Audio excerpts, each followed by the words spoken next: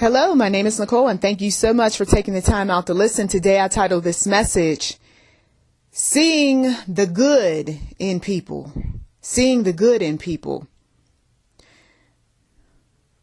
I realized that over the years, the reason why I was drawn to some people was simply because I picked up on the good, even though there was a lot of negativity surrounding some of these individuals.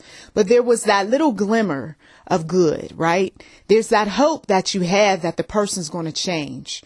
You may say prayers, go to church, say prayers for them there, put their name in a box of sorts. You may even go over to their homes, break bread with them, keep God out of it, and hope for the best still. You may even give up your material possessions. You may give up time. You may even go so far as to marry. And I've done that. Marry. But whatever the case may be, what drew you to him was you saw the good. There is a song out there that talks about God seeing the best in the gentleman who sings that song. The gentleman being Marvin Sapp.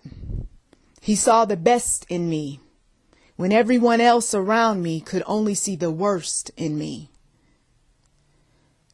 And that's enough motivation to want to draw near to the one true God.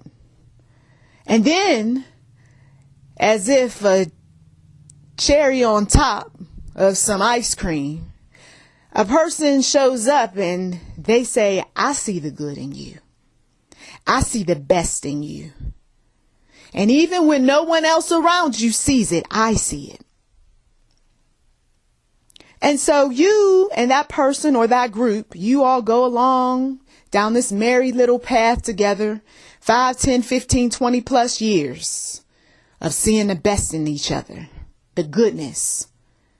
But then there's a turn in the road.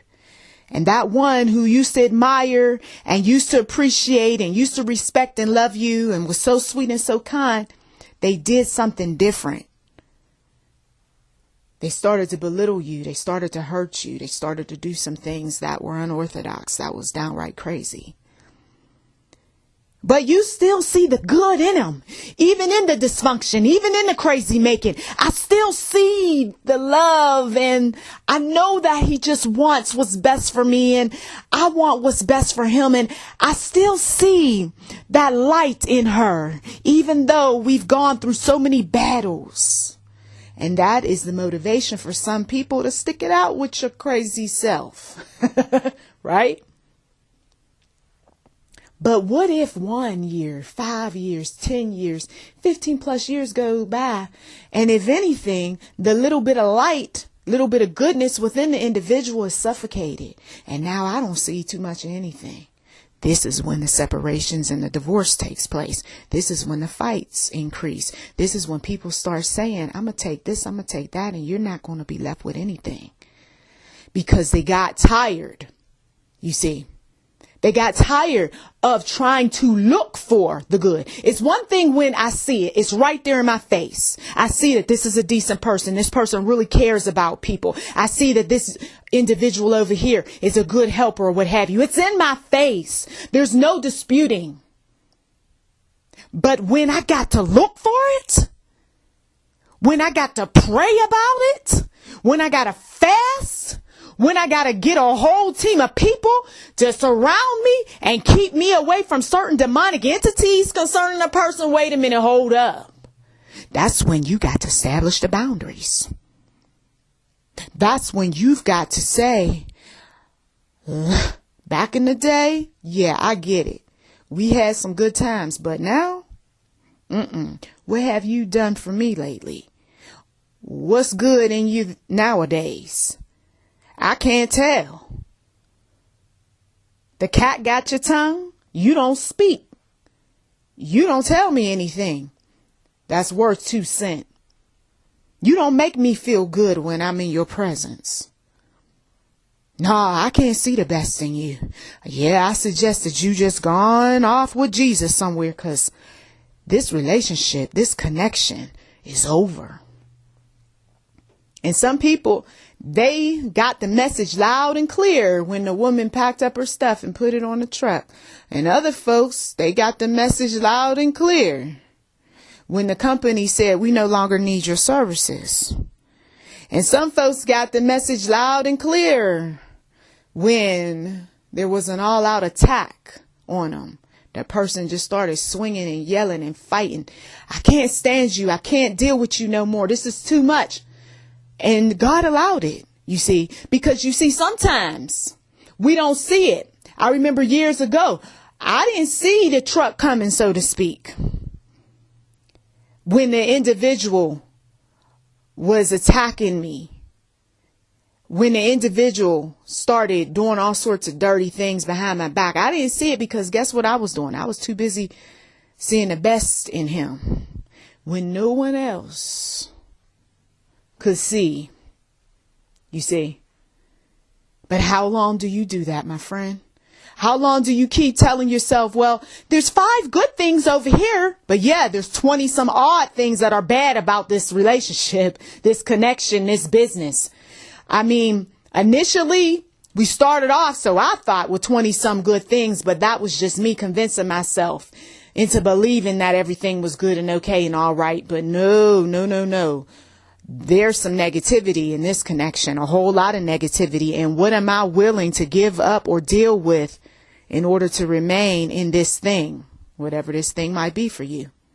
You got to ask these questions because, see, you know things are really starting to turn ugly when you got to explain to other people who can see the ugly. I'm stepping on somebody's toes. When you got to go over there and tell them, oh, what you see isn't really what you see. And, oh, he's not that bad. And, oh, well, you know, I mean, we've all had our problems. We've all had our mistakes, but, you know, I love them anyway. And, you know, sometimes you just tend to be negative because, you know, you went through so much yourself, honey. I mean, our relationship isn't like that. And then meanwhile, you're behind closed doors and you're thinking to yourself, well, maybe my relationship really is pathetic. Maybe my relationship really is just a joke. Oh my God. Yeah. People start to show up in your life in interesting times. I know this happened to me, to just put the mirror up. Let you see yourself, let you see your children and your parenting and, you know, your marriage and everything else in the way that God wants you to see it. Not in the way that Hollywood and the way that your mama and the way that your daddy wanted you to see it. You see? No. Let's look at the truth for what it is.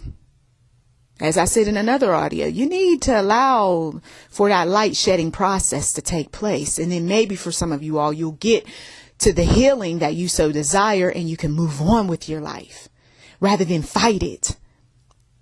But I just want to look at the positives. That's all I want. Why do I have to keep listening to stuff that keeps showing me the negative? Because God said that you're not moving.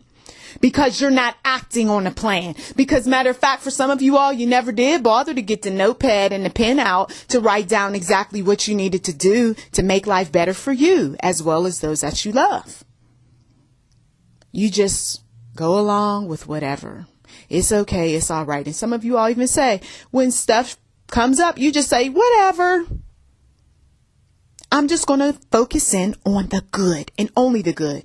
Yeah, but there's a danger in doing that because this is when the manipulator, the liar, the thief, the bad person, the toxic person or whoever shows up and they have their way. People have had their bank accounts emptied because they only wanted to see the good and they never wanted to see when the relationship had taken a turn. They never wanted to see that we are headed toward a dead end. They never wanted to see that their decisions was leading them down a path of destruction. You can see the good in people. There's nothing wrong with that. Just don't be naive. You can see 20 some beautiful things about that person that you work with. But when you see the ugly show up, that's God just reminding you that's not a friend. That's your coworker. When you start to see the strange things that take place with your family members, even though, yes, I do see the 10 great things about them, But can you tolerate those strange things that rise up? Are those strange things impacting your mind, body, and spirit? And then you're taking those things and projecting them onto your family. And your husband or your wife is just so sick and tired of hearing about your family.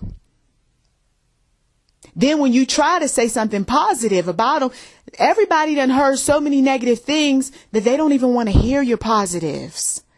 Please shut up. Some of you were offended, but I wanted my husband to see the good in my mother, but you told your husband 20 some negative things about your mother.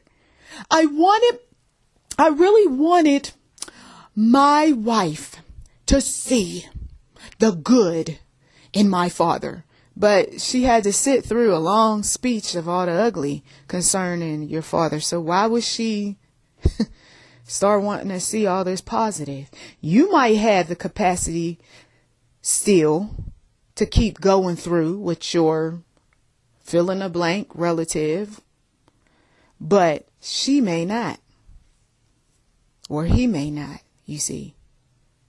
This is why you don't tell everything that goes on with your family, with your friends, with what goes on at work. Because as much as you want to sell that friend, let's say, to the husband or to the wife, oh, she's a good friend, she's this or he's that. Nah, you already told me that she likes to lie every now and again. She tends to be a gossip. I don't want her coming to this house. You see, you messed up. You better meet her over there at the coffee shop somewhere. You told me all this stuff about that family and they're bad, you know what kids. And now you telling me you want the kids to come over here and visit? You see, if you're going to see the good, know about the negative. But if you want to kind of open up your door to other folks, or you want to connect with other people, you might want to keep their negative stuff between you and God. Unless, of course, it affects you or it impacts other people around you and it's just really causing problems, and you might have to do some exposing. Okay. Yeah. Where you might have to confront that individual and expose them on the things that make you upset. We're not talking about standing up there on a soapbox somewhere and saying, I am going to tell all the negative about this person this day. We're not talking about that. We're talking about being behind closed doors, sitting down with the individual and saying, I really appreciate your company. I think you're a great person. You got a lot going on, but there are some things that are starting to disturb me a bit. And then you can get into those things, you see. And if that person is a decent person and they really do have all of these positive attributes that you see and they're valid, and you're not persuading yourself to see something that's really not there, then they just may say, oh, okay, well, yeah, maybe I need to work on that. Or I'm sorry that you feel that way. And, I'm going to do some things differently. Thank you. You see. But when they start resisting and you're just asking some very simple things and you're not trying to control them and you're not trying to do anything dysfunctional that'll make them angry with you or what have you, and they're giving you pushback, well, it's safe to say you just tested your friendship or your connection out and it's just not going to work out. You see, because we do all have our share of deal breakers when it comes to dealing with people. But yes, we're focusing in on positive attributes. A person who shows that they're honest and they're kind, they're sweet, they're loving. They've done some good things for you. You've done some good things for them. This individual is a believer like yourself. You're not having a fight with them over theological things and, my denomination's better than yours, or my children are better than yours, or my relationship with my partner is better than. You're not having any of that competitive stuff. There's no jealousy. This is just an honest to goodness, great person, right? Thank the Lord. Thank the Lord for that connection. God is a good God. He wants us to have an inner circle of some quality people. But toxic people, there is no place. There is no sitting at the table with children of darkness, unless, of course, you are evangelizing and God himself has put you there to get certain needs met. That's different. But we don't go to bed with these people. We don't bring them home. And that's the problem with some individuals. They did that. And so now they're fighting to get the demonic away. I remember a person who reached out to one of those individuals who I talked about in an audio on the manipulative poor. These are people who like to manipulate, and they don't have too much anything going on, and they figure they can come up with lies and persuade you, sell you on giving to them in such a way where, they're just downright dishonest and ugly about what they do. And so he opened up the door and didn't realize that she was basically a con artist, and they took a while to get her out. They had to come up with all sorts of things like ignore phone calls. They had to just make sure that she didn't come back to their home. They had to confront her. And this sort of thing went on for quite a few months. So, you can see the good in some people and think that it somehow is going to be okay and all right, even when the negative shows up. And for some people, the negative can cause problems in a relationship. And for a moment, the husband and the wife, they didn't see eye to eye about that person. And there was conflict in their marriage that hadn't been there when that person showed up, you see. So just be mindful of your connections. And when the negative starts to outweigh the positive, it's time to fall back. Well, blessings to you, and thank you as always for taking time out to listen to NM Enterprise 7. Feel free to subscribe, like, comment. Do check the description box. And for those who feel so moved to give, thank you very much. To God be the glory.